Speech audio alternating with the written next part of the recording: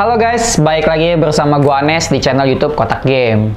Pasar PC desktop rebuild memang biasanya didominasi oleh PC-PC kantoran dengan ukuran yang mini atau small form factor yang biasa disebut SFF. Dan jarang banget kayaknya ada brand yang jualan PC desktop rebuild untuk gaming di Indonesia. Kebetulan gua dapat kesempatan untuk nyobain PC desktop dari ROG yang speknya bikin geleng-geleng kepala. Ini PC pre-build tapi kok lebih sangar dari PC rakitan kita semua. Sebelum gue bocorin lebih jauh, ada baiknya untuk subscribe channel Kotak Game dulu nih, kalau belum. Dan jangan lupa untuk nyalain lonceng notifikasinya, supaya nggak ketinggalan info-info terbaru dari Kotak Game.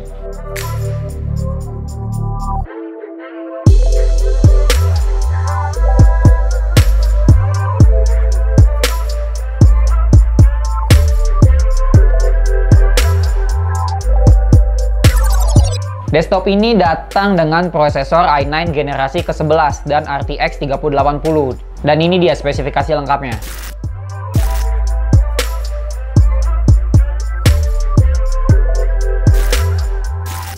Untuk desainnya, versi terbaru ini tidak mengalami perubahan apapun. Masih dengan desain dan tampilan case yang persis dengan versi terdahulunya yang sudah pernah kita review juga. Yang belum nonton bisa nonton dulu nih dengan cara klik kanan atas video ini. Masih dengan casing windshear yang mengedepankan airflow dengan konsep dedicated chamber, sehingga angin panas yang langsung dikeluarkan tidak berada di area di mana motherboard berada. CPU, GPU, dan power supply ditempatkan di 3 chamber yang berbeda untuk meminimalisir udara panas yang berputar-putar di area yang sama, jadi airflow-nya lebih sehat. Hadir dengan satu pilihan warna saja, Star Black khas ROG banget, yaitu warna hitam dengan aksen-aksen gaming yang kental. Lengkap dengan fitur RGB yang berada di cover depan dan di dalam PC yang dapat dilihat dari luar. Karena penggunaan tempered glass sehingga komponen di dalamnya menambah pemandangan yang cantik. Desktop ini punya bobot 15 kg dengan dimensi yang besar juga. Lebarnya 27,9 cm, panjangnya 43 cm, dan tingginya 50 cm. Dengan bobot dan dimensi yang sebesar ini, memang mobilisasi bukanlah hal yang mudah dilakukan. Tapi setidaknya Asus sudah menyediakan handle untuk lebih mudah mengangkat PC desktop ini. Kalau kamu pakai headset, casingnya juga sudah disediakan cantolan untuk menggantung headset. Detail kecil yang fungsional. Meskipun PC desktop memiliki konsep modular yang biasanya bikin ribet untuk mengganti spare partnya, tapi yang cukup unik dari casing desktop ini adalah fitur hot swap SSD. Jika kita ingin menambah storage SSD 2,5 inch, kamu bisa dengan mudah memasang SSD tanpa harus membongkar PC-nya. Port adalah sisi kuat jika kita berbicara tentang desktop dibanding laptop. I/O ports utama terdapat pada sisi belakang dari Mobo. Dari Mobonya ada satu HDMI, satu DisplayPort, 4 USB 2.0 Type A, 4 USB 3.2 Type A, 2 USB Type-C, 1 RJ45 Gigabit Ethernet, 1 SPDIF, dan 5 audio jacks yang memiliki fungsi berbeda-beda. Dari GPU-nya ada 3 DisplayPort 1.4a dan 2 HDMI 2.1.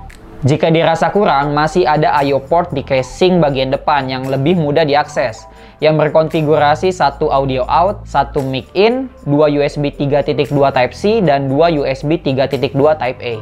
Personalisasi menjadi pembeda antara PC desktop dari ROG ini dengan PC rakitan biasa, yang sudah dilengkapi dengan Keystone 2. Seperti memory card yang menyimpan berbagai setting dan personalisasi yang sinkron dengan aplikasi Armoury Crate langsung. Apalagi overclocking tidak dikunci pada PC ini, sehingga profil overclocking pun dapat tersimpan dan akan otomatis hidup saat keystone-nya dipasang. Tentu ini berlaku juga untuk konfigurasi pencahayaan RGB Aura Sync. SKU desktop yang kami review ini menggunakan Intel Core i9 11900KF yang memiliki 8 cores dan 16 thread dengan boost clock di 5,3 GHz jika kita merujuk dari spesifikasi prosesornya di web Intel. Meskipun setelah kita tes, tanpa overclocking, frekuensi paling tinggi yang dapat dicapai hanya menyentuh 5,1 GHz. Ini pun udah sangat tinggi sebenarnya. Prosesor high-end ini ditemani kartu grafis Nvidia GeForce RTX 3080 10GB GDDR6X dari seri Asus TUF yang diposisikan vertikal menggunakan riser. Lalu ada RAM DDR4 3200 MHz dengan konfigurasi 2x16 GB.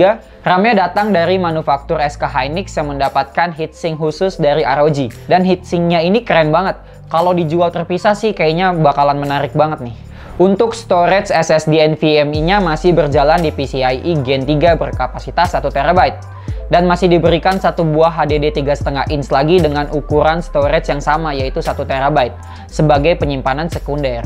Berikut adalah hasil pengetesan kecepatan storage SSD yang kami uji menggunakan Crystal Disk Mark. SSD NVMe-nya standar saja dengan kecepatan sequential write di 2,4 GB per second dan sequential write di 1,9 GB per second. Nah, kita lanjut ke sesi benchmark.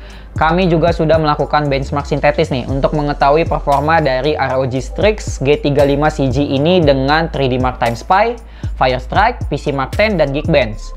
Ini dia hasilnya. Dari hasil yang didapat, angkanya memang sesuai dengan harganya yang juga tinggi. Efek prosesor i9 dan GPU RTX 3080 sangat berpengaruh pada hasil akhirnya. Kami juga melakukan tes konsistensi di Cinebench R15 sebanyak 10 kali untuk mengetahui seberapa konsisten desktop ini dapat mempertahankan performanya. Dan ternyata angka yang didapatkan cukup konsisten. Tidak ada penurunan angka yang signifikan, hampir semuanya masih dalam kategori identik. Kami juga melakukan tes rendering 4K menggunakan template 4K yang sudah kami siapkan dan berhasil mendapatkan waktu 3 menit 13 detik untuk software only dan 1 menit 39 detik menggunakan CUDA cores dari GPU-nya.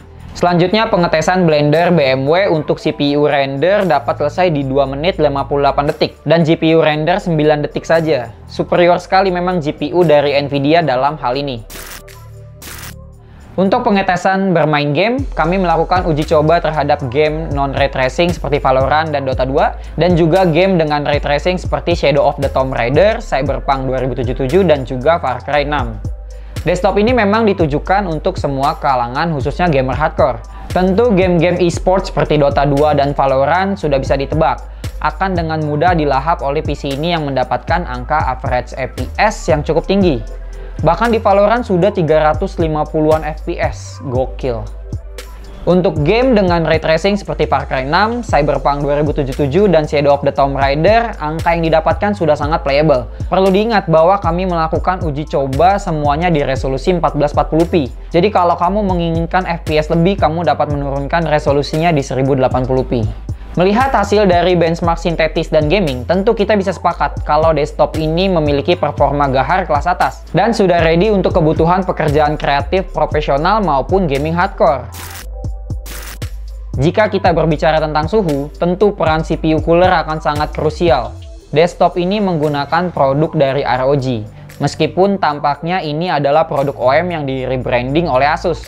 Ditambah dengan casing Windshare yang memiliki airflow juara, berikut hasil pengetesan suhu prosesornya.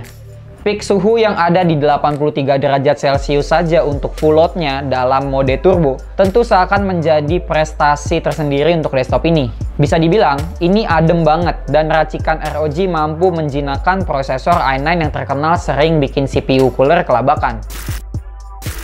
ROG Strix G35 CG versi upgrade ini memang menjadi penyempurna dari seri terdahulunya yang dulu pun mendapatkan respon positif dari kami, khususnya dari segi performa yang sedari dulu selalu top notch. Peran prosesor ngebut dari Intel yaitu Core i9 11900KF, Nvidia RTX 3080 dan pendinginan maksimal ROG membuat desktop ini semakin bikin mupeng aja nih. Apalagi pre-build yang praktis seperti ini memiliki keuntungan di garansi yang hanya satu pintu. Jadi kalau ada komponen yang kenapa-napa, kita cuma perlu kontak Asus aja, asik banget. Jadi kalau kamu perlu PC desktop kenceng tapi nggak mau repot ini itu, tentu ROG Strix G35 CG ini gue rekomendasikan. Mungkin yang sedikit mengganjal hanya untuk unit yang kita dapetin sih. Kenapa dapat GPU yang seri TUF, padahal ini kan seri ROG Strix. Dan kebetulan kita belum mendapatkan informasi resmi MSRP-nya di berapa. Nanti akan kita update di deskripsi.